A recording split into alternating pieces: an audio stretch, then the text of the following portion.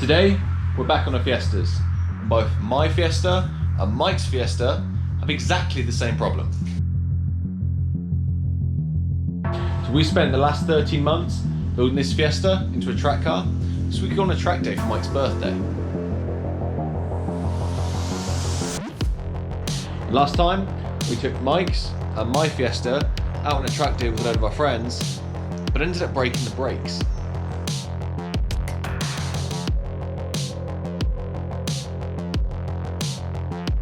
And so today, we're going to fix both cars and hopefully get them back on the road, ready for the next track day.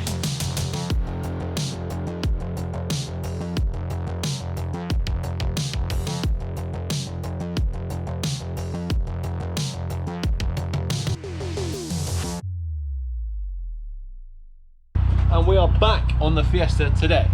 So, ever since the track day, the brakes on my Fiesta have been terrible. And Mike's had the same thing on his. We both ran the same fluids. We both think we actually bored the brakes probably more than we realised. So we haven't been able to use the cars really because it's just been really dangerous. So although it's literally -5, we're going to change the brake fluid. We're going to put the brake cooling ducts in properly. We're going to remove the brake dust covers. Do you remember the bit I was snapping off on the track day? We're going to put this in. So this is Castrol SRF Racing Brake Fluid. It's something like 70 quid a litre.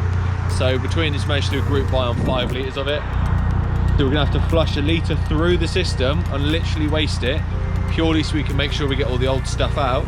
Then we'll make sure we put a full litre of each into each car. Then we've got a litre spare lying around. So if it takes, say, 1.5 litres, great. So that's what we're on today.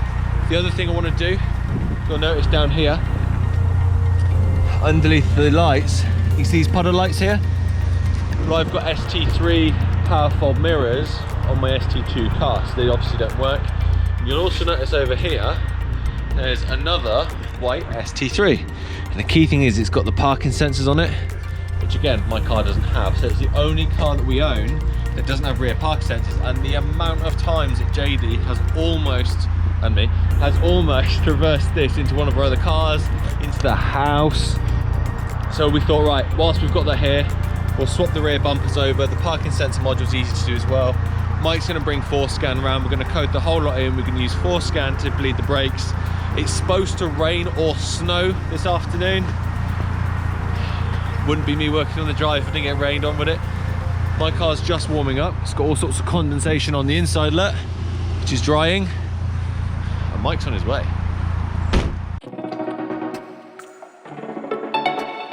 We wanna get this rear bumper off.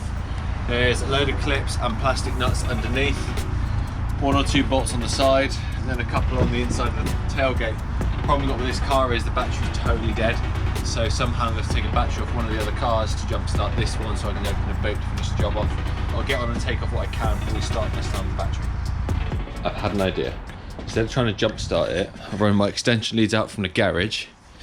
Right, turned it all on. I've got my battery charger plugged onto the battery. I'm really hoping I can just put the battery charger on and that'll be enough to open the boot lid. Let's find out. On this one, I need to turn it on. Let's wait for this to, the lights are on.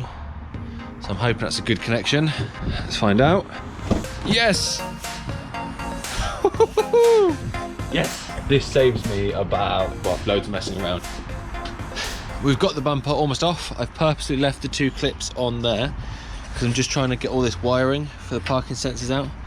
Now it goes in underneath to a rubber bung in here. You can see I've pulled this out, but there's no connector. So I'm just gonna go in the boot, find out where that goes and unplug it so I can take the bumper off. And then what I'll do after that is get all the PDC module out so we can then get this ready and put on the next car. So once you get the boot liner out, you can see everything to do with the parking sensors is literally just sat here. Not quite sure if this is OEM or not. I mean, I knew they were modularized anyway, but see, wire comes up from here, goes to a plug under there, and then you've got all the module and everything here. So I'm gonna get all this out, I'm gonna hit the bumper off, we're gonna have a look, see what we've got. I'm not sure if this is actually an aftermarket kit or not. Either way, I'm still gonna put it in. So this is the module, this is the speaker which comes out, and then what you've got here is, this is the other wire, and it seems to be teed into this one, which is the all blue. So you've got a blue and a grey and just an all blue wire. So I'm just going to snip this off, tape it back up, and then solder this into my car. And you've got an earth here as well, which there's a natural earth point under here. So you've just tightened back up. So I've just had a look at the other car over there, and it looks all to be the same, which with the exception that module's missing. So as you can see, there's the space it was on. It's got the same plug underneath. I think the OEM one probably uses this big plug underneath there. I don't know. Either way, I'm still going to fit this, so we're almost there with it now. All right, so I've got the wire soldered in the same place that it was on the other ones. A little bit rough for my liking, but hopefully it works. All I've got to do now is put the earth on, and this bit of wiring's in. Then I can get the box and the speaker all put in and taped down, and then I can just change a bumper, and we should be good. Who's just turned up?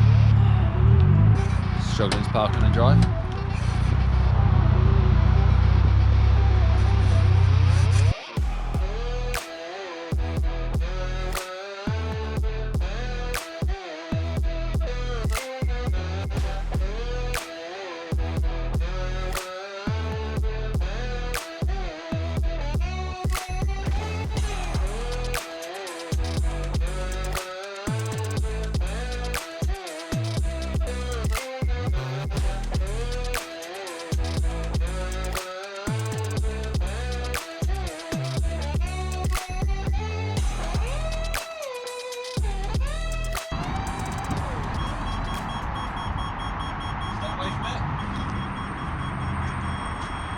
Hey!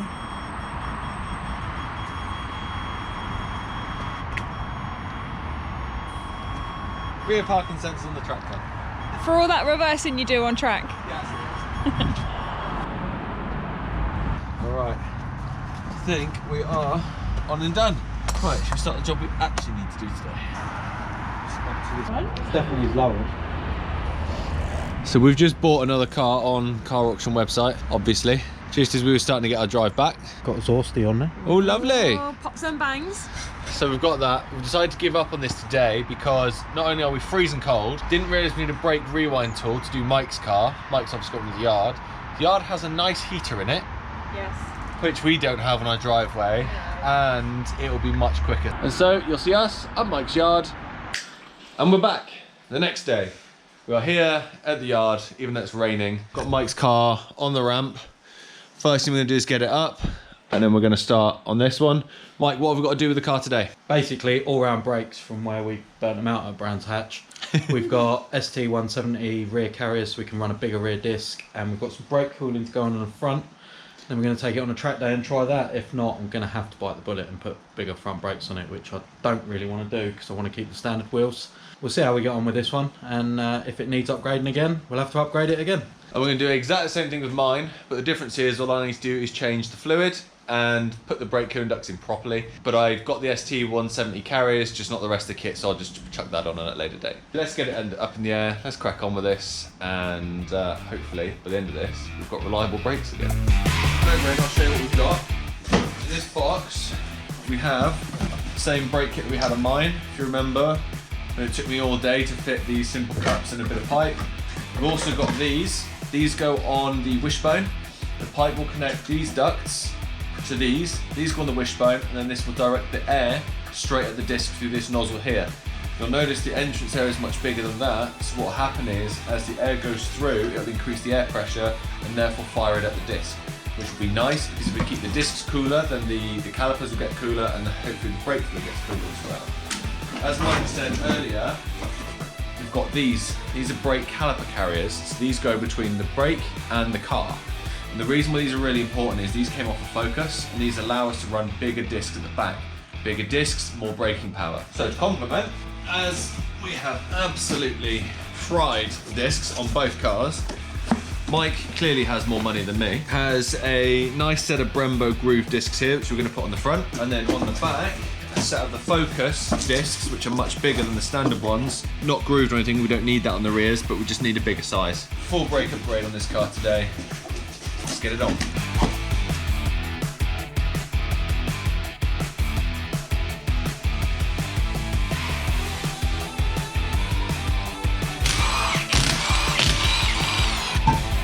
Well, we definitely need some cooling. We've burnt the paint off. So we've just got the fog light duct in, so which is good. Now we're going to get the pipe and everything put in. They've definitely been on fire.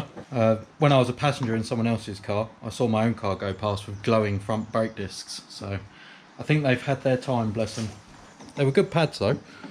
Can't remember what PBS ones they were. Not the full bore ones, but the fast road or light track use. And now we're going to go for some proper PBS race ones. Right, let's have a look at these. Woo! Also burnt. Also on fire. Oh. Look how thin they are as well. It is actually... Yeah. Oh, it's stopped raining. No, I don't believe you. There we go. Is that the tool you should be using? I wish I had that one to use. It's Mike, I've got the best tools. Right, is that the caliper coming off? So the caliper carrier, so if you come up here, you'll see this is the bit that we're changing on the back for a bigger one. Okay. Because this is the bit which bolts the caliper, which is that up there, which does the braking onto the car. So by changing this on the back to a bigger one, we get bigger disc pads, especially the discs, which are these. Yeah. So we've got to take this off because we've got to change the disc anyway. But we also want to remove the dust cover. So if you remember on the track day, I had to split mine off rather roughly with a set of pliers. So on the track day, this is the bit that I broke off because that's where my pipe was feeding the S, that was covering the disc. Problem on my car, even though I've already got the fog light duct in, this is also blocking the airflow. So I'm probably making the situation worse. So we need to remove this on Mike's, we'll do the same on mine as well. And then put it all back together so we can get airflow and we can get more air around it. Right, so this is now off, so you can see how much more air that's going to create around there. What we need to do now is get the disc brake back on, get the calipers and everything back on, and then we can put the wishbone piece on and then put the pipe in, and that should be the fronts done. The student is about to become the teacher. What you need to do, Michael, is loosen your arch liner off, so you can get into your brake duct, and then the two bolts that hold your fog lights in, holds that in. Did you enjoy that moment? We're not done yet. 3 simple screws, one here, here, and here, and a clip there, which if you're a bit rough like me, you can just yank out. Once you remove this, you'll have access. Bet you removed yours carefully. You saw on my video. This bit took me all day. It's been on this 10 minutes for you. They're actually quite nicely made, them ducts. Yeah, they're really nice, aren't they? All right, new discs, new pads in. Just got to tighten up these screws holding the calipers on. Get the pipe in. Mike's ordered some proper Jubilee clips so we can hold it in properly. We'll do mine with them as well. I'll send JD up the road to pick them up because we can crack on with the back of the car while she gets them. I'm doing this bit for Mike because I think the complexity of it is clearly above him. So he has, he's delegated this down to me. I will take some pride in knowing that I've managed to achieve where Mike has struggled. And then when we come to do my car and he tells me to crack on, I will probably take back every single word of what I've just said. Tail between your legs. Good thing he's not in the workshop to hear us, isn't it? There you go. So that actually is much nicer than what I've got. And it gives you more space for the wheel as well.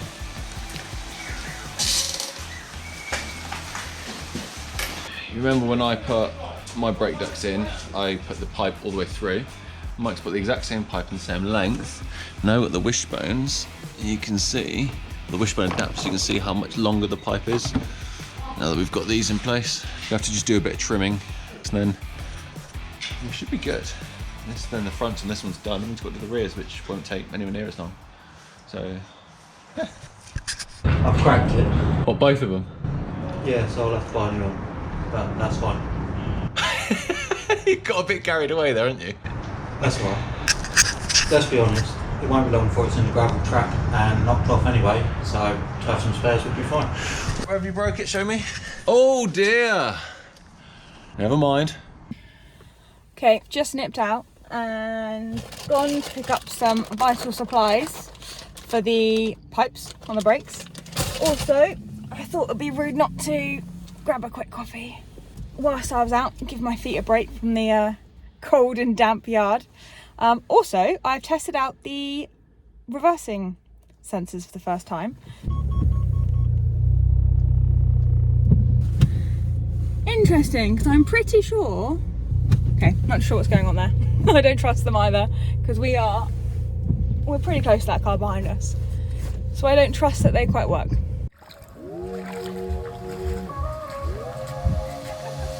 I'm trying to get the air duct onto the back of the fog grill, which is quite tight. And then we're going to secure it with one of those lovely Jubilee clips that you got us. Just looking at the easiest way to do it up, so I put it on the right way around. And then, because I'm lazy, I'll use the tool. Cool, that's on, that's not going anywhere. Now I have to pick a route, which I guess... Oh, I'll have to cut this down for them. Guessing that doesn't get in the way. Oh, lovely. Straight on there. Perfect. Right, I need to get a grinder.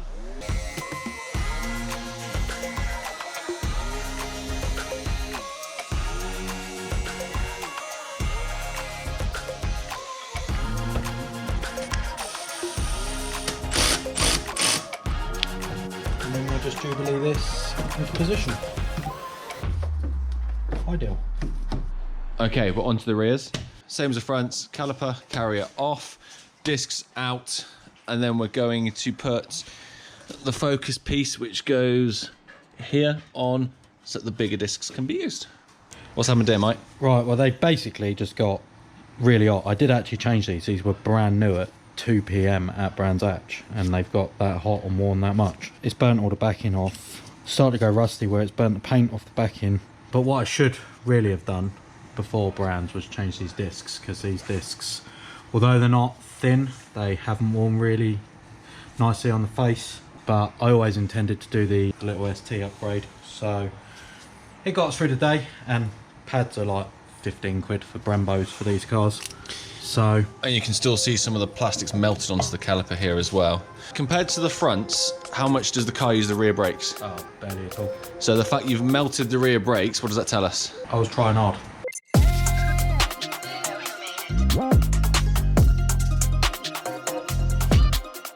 There was a Ferrari on the track day with us, and we decided that that was going to be fair game. So there's a particular point, we didn't get it on film unfortunately, but on the track day we were going down the straight. And there's Mate in his Ferrari at the beginning, and he gets passed by the Ford Fusion, and then all 5 of our Fiestas, one after the other, one. It definitely wasn't fair game, but not in the way you think. We decided he had the acoustic horsepower and we had the genuine. So this is a side-by-side comparison. So that's the new Focus ones we're going to put in. That's the Fiesta ones we've just taken out. You can see the difference in height. What that ultimately means is, when we go to put it on here, the caliper is going to sit a bit further out. And then if you compare the size of the discs, you can actually see the Focus ones are a lot bigger as well. Hence why space the caliper out, same brake pads, and Mike should be a happy man. I'm never happy.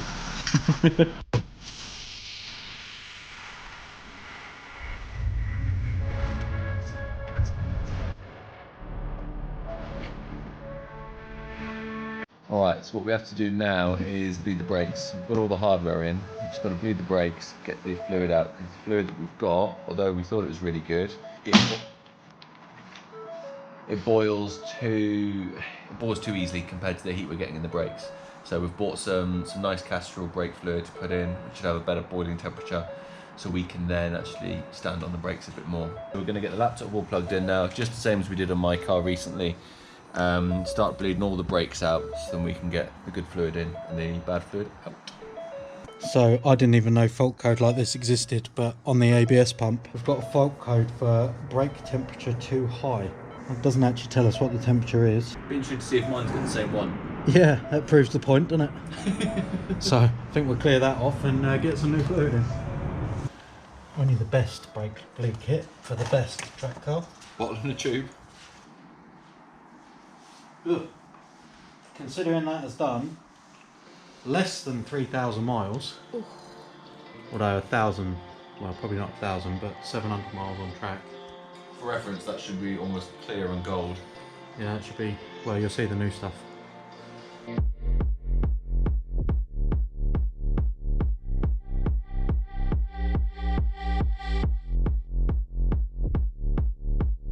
everyone's going to comment on the budget tyres.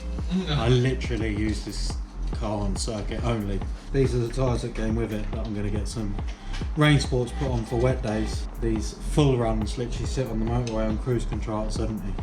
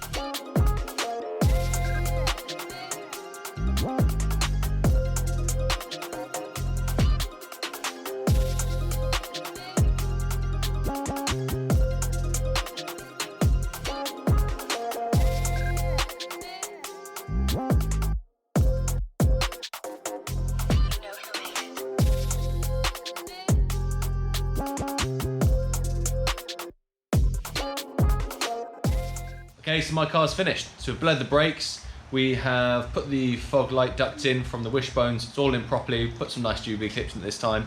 All we've got left to do on this car is literally just torque the wheels up. Thanks so much for watching. If you like this video, please make sure you like, comment and subscribe. Let us know what you want to see on the channel, and I'll see you in the next one.